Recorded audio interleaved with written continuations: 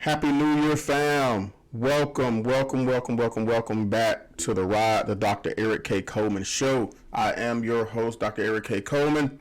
We are in season 4 of this platform. Thank you so much to everybody who has supported your boy along the way.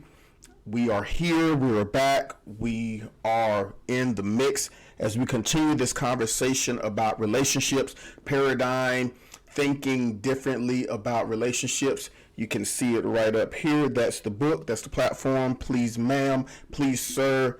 Go get it. I promise you it will bless your life. We are in the month of January. We know everybody is refocusing, reprogramming, making edicts and declarations and vows and giving all types of New Year's resolutions about how can we better ourselves. And so I just want to be a part of that conversation to help people be on the journey into bettering themselves. And that's what this platform is all about. How do we not solely focus on other people, how we can fix them, what they're not doing right, what they're doing wrong, but how can we take that hard, critical look in the mirror, do the self-reflective work to perform the work on ourselves so that we can become better. And that's what I want to start the new year with, as I also am making vows to do things better. And we got to be very careful with this. You know, it's a growth process. It's a transition. We're trying to do things that we have not done before. We're not going to nail it right off of the bat, but we have got to take those strategic steps towards being better. So we're not going to focus on anybody else, what they're not doing, what I'm not getting out of the relationship. We're going to focus on what can I do to better myself so that I can show up better in the relationships I have in my life. So before we jump into the clip for today, please go ahead, like, share, most of all, subscribe to the channel so that you will be up to date and abreast to all things pertaining to this platform. The clip that we're going to look at today is going to talk a little bit about why are we so addicted to helping other people? Why do we want to fix other people as opposed to taking this same approach to ourselves for us to be better? Is it that we are so self-centered and naive to think that there's nothing wrong with us? I don't think that's the clue. But I know I have fallen to this quite a lot, to where I just want to focus on other people. So what we're going to do today is we're going to unpack this video and see if we can glean some things from it that will help us as we move into year 2024. So let's go ahead and get into it. I want to talk about why we feel the need to fix other people. So really, I'm talking to the empaths, I'm talking to the codependent people, I'm talking about the natural caregivers, I'm talking about the people that just love to find a wounded little puppy and just heal them back to life. So why do we choose these people in terms of our partners, and why are we always trying to fix them? Why do we gravitate towards these type of people? And why do we do this? And, part of it is the good in you. I know that a lot of people watching this are the empaths, and you see the broken person and you see what they've gone through and you see who they are, but not everything in life is your job to take home, to fix, to disrupt your life, to disrupt your happiness. Absolutely. Because you found a project to work on. Absolutely. So knowing the difference between helping others and where that's a good thing and helping others where it's a bad thing is what we're going to talk about. So let's start, like in all places, let's go back to our childhood. So oftentimes, if you are the person who likes to fix, right, likes to have their hands in everything, when someone has a problem, you are the first person that they call. And what do we always talk about on this show? a lot of the stuff that we do is rooted and grounded in our childhood. We say this all the time. We have got to take this self-reflective look to figure out how does some of the stuff that we carry over in adulthood, what were some of those factors, what were some of those traumas that contributed to how we act and respond today. Chances are, growing up, your needs were not always met. But what you needed was often pushed aside to some extent. Maybe you didn't get the validation that you needed. Maybe you didn't have the connection with a parent that you wanted to. Doesn't mean that you didn't love your mom, you didn't love your dad, but there were just stuff that you didn't always get. And so you learned over time, just by it always happening, that what you wanted was second and this other person came first. And so you kind of learned, like, oh, in order for me to, or quite frankly, you learned that someone showing you love was by them just coming in and fixing everything in your life. Was when you were happy, here's a toy. You know, when you weren't okay, let's go out and do something. So you learn this pattern over time, which showed, oh, love equals you buying me things. Love equals you taking me on a trip. Love equals you doing. Yeah, I'm glad she stated that, because a lot of stuff, again, what we do is learn behaviors. So if you grew up in a household to where if one of your siblings, if you were crying and you whined a lot, and the way they got you to be quiet was to give you and to cave in to give you whatever it is that you wanted, you learned that type of behavior, and you figured, hey, if this is how I get my way, then this is what I must do. And likewise, if we were that sibling who was raising other siblings, to whereas it was no longer about you, it was about how do I take care of my brothers and sisters. Praise God, you know, I didn't have to deal with that when I was growing up. I was actually afforded the blessed opportunity to actually have a childhood, so praise God for that. But my heart goes out to people who were deprived of your childhood because you were looked upon as being the one, as the caregiver, and not necessarily the parent themselves that were supposed to be the ones that were the caregivers. For me all the time and never letting me do something on my own. I do think a really big part also of wanting to fix others is because you've deemed what is acceptable and not acceptable, right? So you've made it a point to look at this person and say, okay, you're broken. Oh, And that's really good. I'm gonna fix you. That's a really good statement right there. Have we made up in our minds that we have deemed what is right and wrong? That's a very powerful statement, because it goes from the other spectrum of helping, because that's what I was programmed to do, as in taking care of my siblings, and I was the one that people looked to. But have you developed the mindset, I'm going to help people because I have in my brain created the standard of what is right and wrong. I have created the Canaan. I am the measuring stick. So if anybody wants to know what's right and wrong in this world, come holler at me and I will make it known to you, and I will fix you because I have all the answers.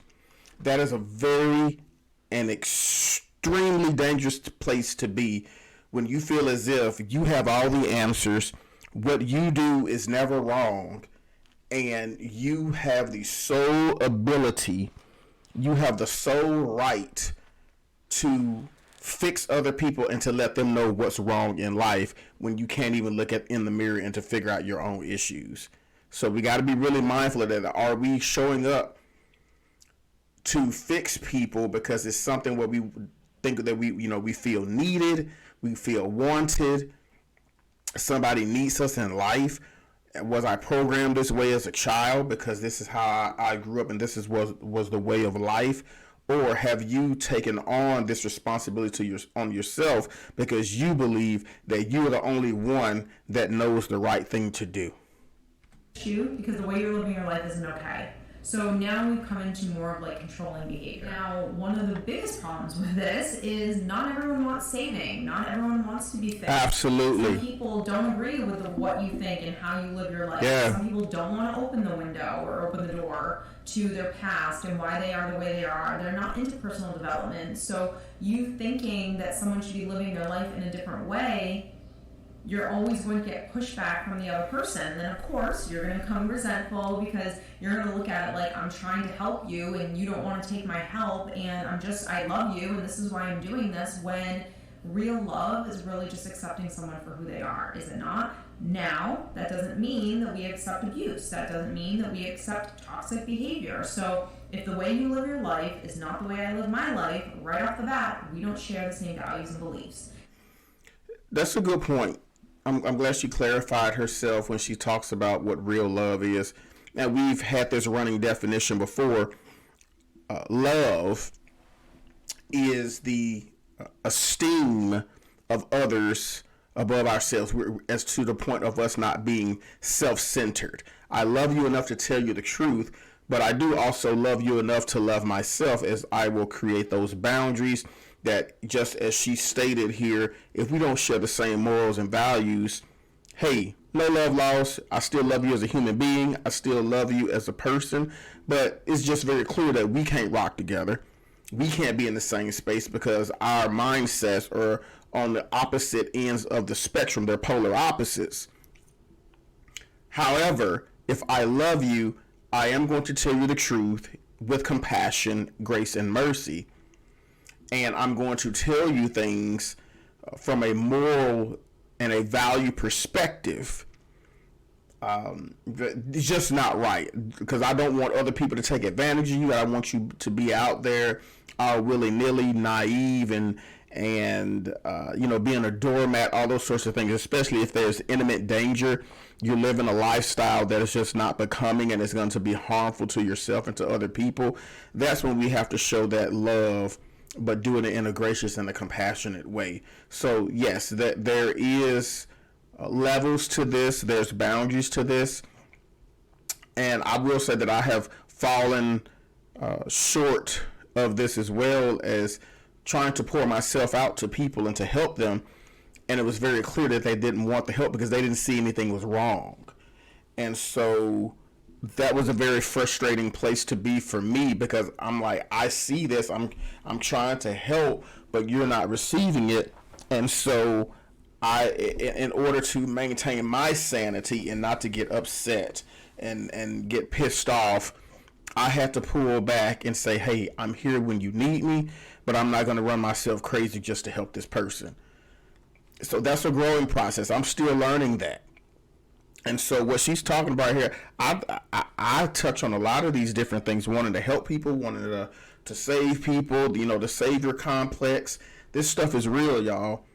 But the point of this whole session today is to make sure that we're not so focused on other people trying to save them that we're not doing that same level of work and intensity on ourselves. We don't have all the answers. We're not always right. So I, Eric, have to stop acting like I have all the answers.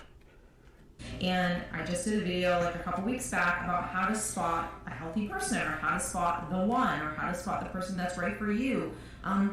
And I do think this even goes into friendships, like making sure you're finding the friends that are right for you, like your tribe. Again, like we say all the time, this platform goes beyond just romantic. It's the platonic, it's the associates, it's parental, it's family, it's all that above. Everyone wants to live the life that you live, and that should be okay to a certain extent. Obviously, if you meet someone and they're doing really bad things with their life, you can't just accept that and then invite them into yours. So, it's not black and white, but you know what I'm talking about.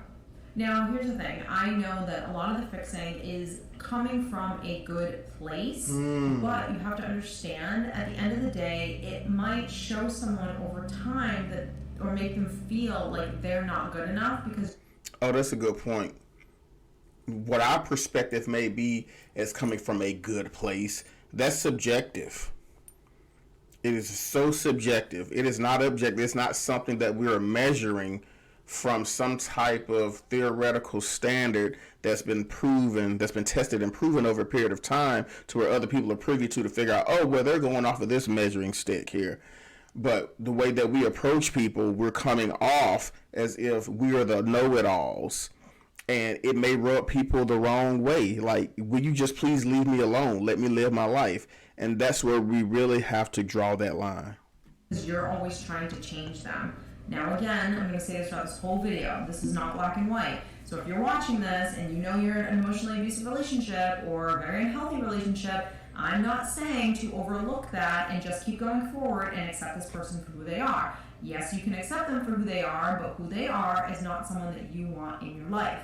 But really, this is about trying to learn not to stick your nose in people's business when it doesn't need to be there. This is when you need to, whoever you meet, whether it's dating, new friendships, whatever, you're always taking people at face value. So whatever you see right now, just live as if that could never possibly change. Are you okay with that person? Because let's just keep it real. Changing is not easy. It's something that takes a lot of work. It is so hard. And that's why most people don't want to do it, right? And fam, as we are moving into year 2024, we all want to change. We all want to do things differently. But it's unfamiliar territory. And let's be honest, that scares the crap out of us. Because we are doing something totally contradictory to what we have been familiar with. We don't want to do things that's unfamiliar. We want to do things that's comfortable. That we know the ins and outs, we know the ropes. So that's why change is so hard. Don't let anybody dope you or trick you or bamboozle you into thinking, well, you're not strong enough, you weak. Yeah, we all need support, we all need help, but it takes time to change. It's not something that we can just do overnight, and we gotta be conscious of that. It takes intentionality, it takes structure, it takes dedication. It takes a made-up mind, and most of all, you got to have the determination to do. You got to want to be able to do it within yourself. I want to do it because I want to do it for me, not because somebody else wants me to do it, not because there's a benefit over here that I'm just reaching towards and I'll go back to what I'm doing once I reach that goal. But we got to have that innate desire within ourselves. What motivates and what drives us to do these things? So we got to be mindful of that. If it was easy, everyone would do it. But if it's not something that's easy and it's something that takes effort and time and consistency and patience, most people effort and time put in that kind of work. Effort and time. Whatever you see, just pretend this is going to be it forever. Whether it's a friendship, romantic partner, mother, father, sister, or whatever, and you either have to accept it or you have to say, okay, I accept it, but it's not something that I want in my life. Absolutely. Now, if we dip into the codependency part, then of course I want to come in and save the day because I'm not good if you're not good. So if I'm an empath, if I'm someone that kind of like takes on the feelings of someone else, if you're feeling depressed, then I'm going to feel depressed, and I don't want to feel depressed, so I'm going to try to get you out of that depression, rather than allowing everyone to experience what they're feeling, knowing that none of that is your responsibility, knowing the difference between when should I offer assistance and help and when I need to take a back seat and know that this has nothing to do with me. And maybe I don't see you for a little while, so you can work out some of the things that you're going through. And of course, I'm here for you, but I'm here for you if and when you need me. Yeah, that's good. If and when you need me. I'm not going to force myself on you. I'm not going to intrude. I'm not going to bombard you with my help, with my suggestions, with my tools. It's got to be something that the other person wants and willingly seeks from you.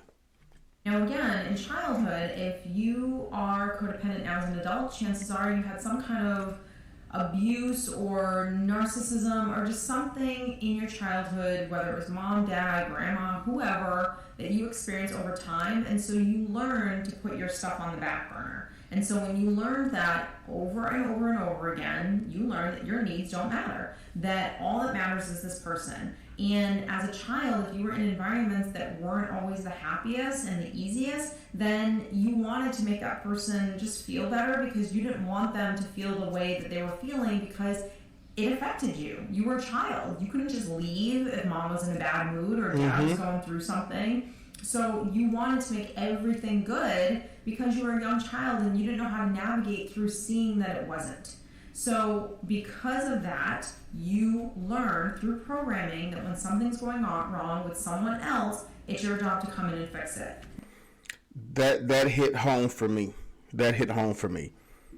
I am triggered by that when other people are not, quote unquote, doing good, doing well. It triggers me to want to help. And in my early years of ministry, as being a young minister, that was something that really got me in trouble. Even in my early years of being married, I would say around the first 5 years, because I was so gung-ho, I had misplaced enthusiasm. I wanted to be at the church whenever the doors opened because I wanted to help people. I wanted to be the face. I wanted to be the one that helped everybody, not realizing I still needed help myself. I still needed to grow and develop and be mentored and mature. I didn't have all the tools to help people, but I wanted to be in the place. And that caused a strain on my relationship because I was putting other people's issues and problems and their needs definitely before my own, but it started to spill over because I was putting it before the needs of my family. And in all transparency, that was one of the major, to this day, that's one of the major, I'm not going to say detractors, but it's one of the main things that I always think about when I'm in ministry. How is it when I'm saying yes to one thing, when I'm saying yes to people in the church or the body, that I'm going to have to be saying no to my family? And scripture teaches that your family is your first ministry. And so as I have matured, as I'm moving into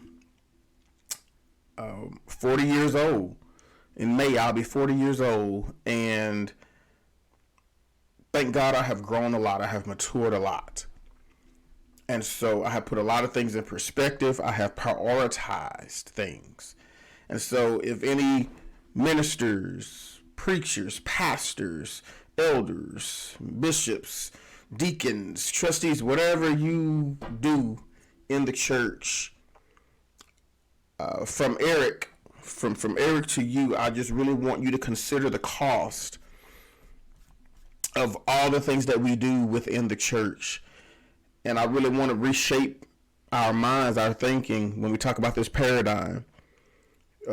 Being effective in the body, being effective in the church does not limit you to in those four walls of that building. You can impact lives and change lives on your jobs, with your friends, with your families, whatever.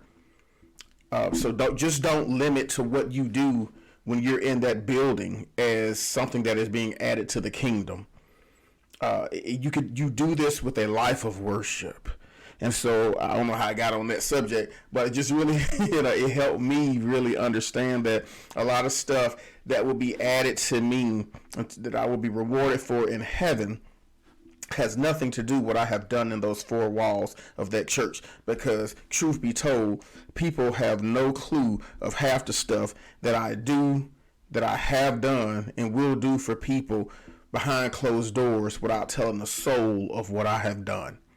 So I just want to throw that nugget out there for everybody. Now, because that was the story for most of childhood, teenage years, etc., when you go out into the world and you start meeting people, you're always going to attract what the standard was. So the standard was that this is the way mom and dad, behave towards each other. This is the way mom acted. This is how dad spoke to me. And while you might know logically that it was wrong and that wasn't right, it's what you've always known. And yeah, as we bring this episode to an end, I just really want to end on that very good point. Is we always are drawn to what we know, the environment that we've experienced. And as we move into year 2024 and we're making shifts and changes and moving and jucking and jiving and we're doing all these different things, we cannot operate in insanity, doing the same thing over and over again and expecting a different result. If we want change, if we want better, if we want to be better, if we want to have better relationships, we got to do the work on ourselves so that we can pick better relationships, to where we can engage better in relationships. The work starts with us. It's not going out there picking up something and trying to do the work on somebody else. Or if you like refurbishing things, you go out there and you find something old and you clean it up and you make it into what you want to be. That's not how we can't operate in relationships like that. We can't treat people like that. We just can't go out there and find somebody that's broken and fix them up to how we want them to be, to benefit us. And I say this a lot in the book, Paradigm: Thinking Differently About Relationships. Do we want people to be better for our benefit, or do we want people to genuinely be better for themselves, even if it means that they're not with us? So I just want to leave that last thought as we come to a close on today.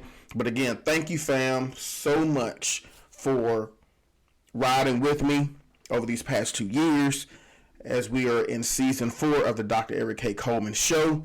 So until next time, please continue to do the work on yourselves so that you will be able to show up better in your homes, in your families, in your community, in society, in this nation, and we can take this thing to the world.